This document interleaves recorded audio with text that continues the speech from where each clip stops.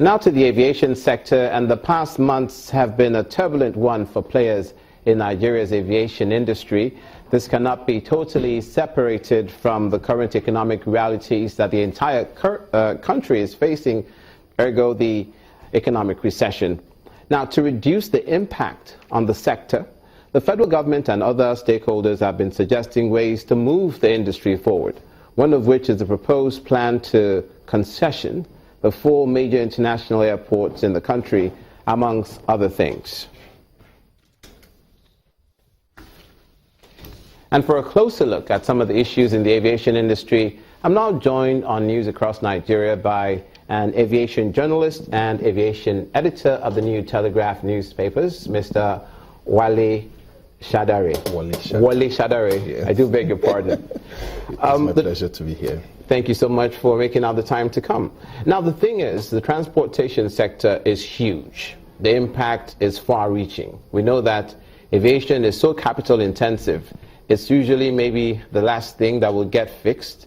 But what do you think the government can do as a first step? The concessioning, is that the way to go? I think that's the best way to go, because we've wasted a lot of time on concessioning. And if you look at the Lagos airport, or most of the airports in Nigeria, they are in terrible shape. And if we also look at it, 2-3 years ago, government spent close to £1 billion to remodel and rehabilitate most of these aerodromes. But you find out that not much has been achieved in the area of remodeling, rehabilitation. Yeah, it was a good thing government pumped money into it, but is the money well spent? My answer is no. If you go to the airports now, especially the Lagos airport, you visit the toilet, they are in terrible shape. The conveyor belts are not working. Most of the facilities are not working, and government cannot continue to put in money into that sector in terms of infrastructure. Not to cry over spilt milk, but the minister is championing the cause of concessioning. Why hasn't this been done before? What we have is... was it politics that got in the way? Policy somersault, because 7-8 years ago, the former Minister of Aviation, Motoba, actually set up a committee. There was a program on ground to concession most of these airports, but immediately Motoba left, another minister came and felt, I'm not going to pursue this policy. We had another policy of remodeling, which became the mantra then. But if you look at it, I think government is doing the right thing to say we want to concession this airport, but this thing must be done transparently and professionally, so that we won't have a lot of issues on our hands. Now, let's take one. The concessionaire of MMA2, Nigeria's first and only concessioned airport terminal, has always argued that the federal government has not kept to its own end of the bargain. What's the story there in summary? The story there is actually everywhere. Bicotney Aviation Services got a bid to build the domestic wing of the Lagos airport, including the GAT, General Aviation Terminal. And part of the agreement was that you're going to build the terminals and recoup your money over a long period of time. But after 1 or 2 years, we learned that the agreement to do this was not tidy up very well. But be that as it may, Bicotney has gone to court to challenge government. But that's the problem, exactly, Mr. Shadari. If Bicotney, if the company in question can trust that the government will fulfill its end of the bargain, if that is the story, and now people are going to court, how are you going to attract other private investors? Oh, that's why I said we must have legal framework, and we also must have the political will to do some of these things. It must have a strong legal framework, unlike what we had with Bicotney, and we've had a lot of agreements coming up, but Bicotney maintained that, okay, I had concession to build this and to recoup my money. And federal government is saying no, this was doctored or not. But Bicotny has gone to court and has won his cases, even up to Supreme Court. So I feel what government should do to avoid the type of problem we had with Bicotny is to sit down and make sure that these things are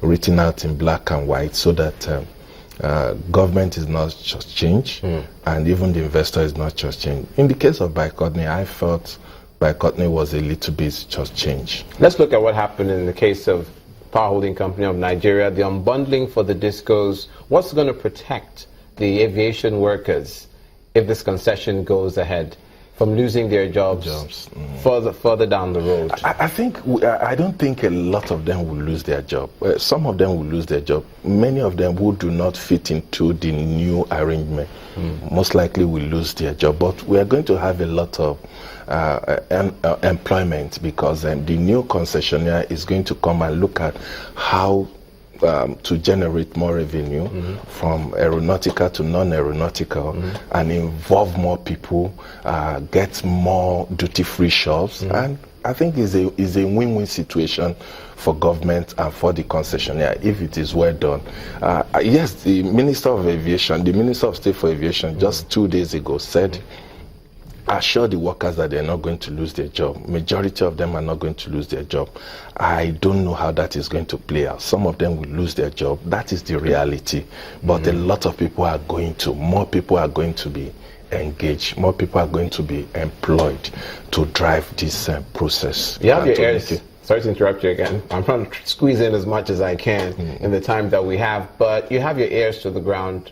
Has Little Bird told you about who is interested? Companies from outside? Oh, that's the problem I have. Indigenous? The government has set up a committee, and that is the problem I have. Who are these concessionaires? They haven't come out to tell us these are the concessionaires, and for us to begin to see if they have the capability and the capacity to manage these aerodromes. But government has set up a committee. I want to believe that by the time they are done with it, they will come out and tell us these are the new concessionaires, and tell us the modality for picking. You said something earlier. You said it's a win-win situation. This is really a cash cow for Africa's most populous country, if properly managed. Anybody that puts his money in there and manages an airport is going to make a lot of money. The government will make a lot of money if it's properly done. Of course, if you look at FAN, how it's presently constituted, FAN is an agency of government and they are civil servant. I believe that civil servants, most of the time, without being uncharitable to them, do not think out of the box. Because they will say, I'll get my salary and whatever happens at the end of the month, I go. But an investor knows that he has put money into this project. He has to think of how to make money and how to make money for himself and to make money for government. And we also need to know that concession is quite different from privatization. What government has done is to say, come and help us manage this airport. It still belongs to government.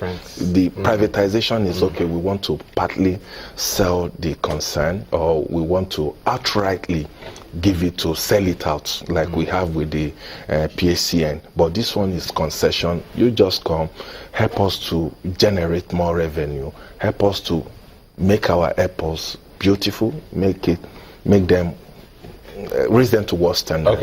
Okay. Finally, now, 2 of the airlines which recently suspended operations are back flying with the government interministerial committee set up. We're going to ask you directly, what's the fate of Aero, which is yet to resume operations? Honestly, I do not know the fate of Aero, apart from what the minister has told us. And honestly, Aero's position is quite serious, quite there compared to other airlines, because I don't know if government will want to still put money into Aero, considering the fact that over 40 billion naira has gone down the drain in the intervention fund. Any hope of recovering that money?